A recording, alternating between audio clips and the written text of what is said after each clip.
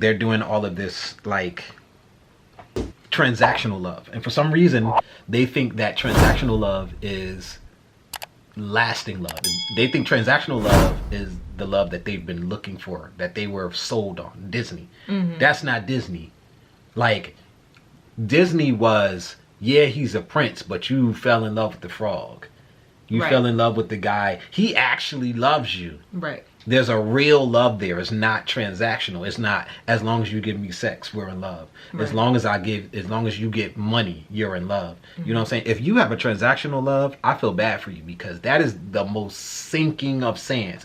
When you are no longer able to hold up your part of the bargain for whatever reason, they are gone. Yeah. And that's why a lot of these manosphere, red pillars, or what have you, that's why they're in the situation that they're in now, because they're in transactional relationships, or they've had transactional relationships, I think. That for one reason or other, they didn't have their portion of the transaction, or the other person didn't have it, and then their relationship ended. And I think that's a huge thing. There's a belief system that dating and relationships should be transactional. Where did that come from? Because they started talking about why women look for the things that they look for and men look for the things that they look for.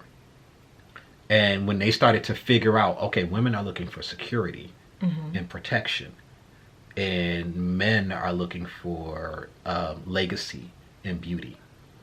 Okay. And the idea then switched. They took love out of the equation and said, as long as you have these two things, you have what the other side is looking for. And those are the things that will attract you, but they won't keep you. And that's the thing that most people are not figuring out. So, and it's sort of crazy, because a lot of this, I mean, quite frankly, even though I'm not in the church, a lot of the reason that I can see a lot of this stuff is because of the church. And because of the relationship that I got you being in the church. Like, it makes you step outside of all of that worldliness and think about the things that truly matter. When the life really happens to you, do you have a relationship that could stand the test of sickness and kids and this? A lot of people's relationships fall apart with kids, but their relationship was transactional in the first place. So of course it's going to fall apart. You know, I always look at, and even though I know a lot of couples exist like this and are able to work, but if you go and if for some reason I find out that you do your finances a certain way, and it's like, I got my money and he or she got their money, and they got to pay these bills and I got to pay these bills, and sometimes they can't get up to hold up, and it'd be so annoying when they can't hold up they end of the bargain. You know, they can't pay their bills. And then when I start hearing that, I'm just like, yo, if y'all make it, it will be a miracle. Yeah.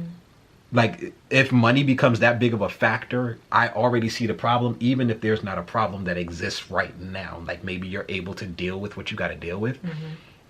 Because if life happens and makes it hard for you to deal with that, or to hold up your end of the bargain, the other person is gone. Even if they're not physically gone, they're going to check out of your relationship because you're not dealing with your part of the transaction. And sometimes it may not be an external thing. Sometimes it might just be mental stress, because we're all working jobs that we hate because we don't have purpose and we're not following purpose. And then a lot of the people who are in purpose don't realize that most people are not in purpose and speak with this down that, well, you need to be doing this, that, and the third. You doing that because you doing what you love to do. That's why you putting in all your extra hours. Talking about me working I'm not going to put 70 hours a week into a job I hate just because it pays me well. I'm going to be miserable. Well, if you like that money, you'll be miserable then. Yeah. Getting a check. And then bringing all of that crap into your house, which is already a transactional relationship, and wondering why we have a high divorce. We're doing all of these things that give us a high divorce rate, and then we blame it on love is the problem. Church and religion is the problem. No. I mean, maybe you got a janky pastor and a janky bunch of members. Okay, fine. 90% of people going to church ain't really going to church for the right reason. So what? That's not your purpose for being there. It's not the people. That is a result. It could be, depending on the people, an advantage, but it's not the reason. Right. You know what I'm saying? But a lot of people, you know, they're worried about that. I'm worried about the people. I'm not worried about the reason. Right. Right. You know what I'm saying? And it's just like having a standard that exists outside of yourself is a great thing. And that's coming from a dude who's not even, you know, I say it all the time. I'm not even doing the church thing. I'm not going to church. But I'm realizing how important it is to have a strong foundation of core belief systems and how important that is in your life. Yeah, because that's literally everything that you do revolves around that. Right. If you don't have any type of center, if there's nothing that centers you, you're going to be all over the place. Right. So yeah, you definitely have to have that. So it's just very, I don't know, it's just very interesting. And I was like, yo, and mind you, this all started from a video talking about men should wait at least 3 months while dating to have sex. But it was just so many thoughts running through my head. I was just like, yo, man, I got so many things to say. Because, I mean, technically it's all connected because it's all relationships. But it's so many different things that a mentality like that has to deal with because everything is connected in relationships that people aren't thinking about because they're acting like things are separate things. Right. This is separate and this is separate and this is separate. If people got like transactional relationships, I feel bad for them. We just saw another one of the videos we was looking at, 8 at the Table, when they was talking about one of the guys. He actually says a lot of dope stuff. One of the guys, he's not always on there, and I was watching it. I don't know if you sat down or if you were still in the bathroom, and he was like, yo, I know some women who all the guy has to do is make a certain amount of money and make them comfortable, and they let everything go, and they make the guy happy because they're not ragging on them because they're cheating, this, that, and the third. They don't care. All they care about is the money anyway. Right. And because all they worried about is the new Louis stroller, I think one of the girls said, and they're happy with that. And I'm just going, yo, that is so empty and it will not last. Because that's when you ain't used to money. When you ain't used to money, it's just like any other thing that you have. You got to think about it like this. When you first buy your new house, you're excited, you decorating it, you doing all of this other thing, Yo, 10, 20 years down the line, you like, yeah, so buy my next house. You buy a car and you've been fiending it, you had it and you love it, and you, oh yeah, I love this new car, I love this new pair of boots, I love this, whatever that thing is for you, whatever that thing is. Once you get it, all of that luster and shine falls off of it. Once you've been sitting with money after a while, look at what happened with Dr. Dre and his wife.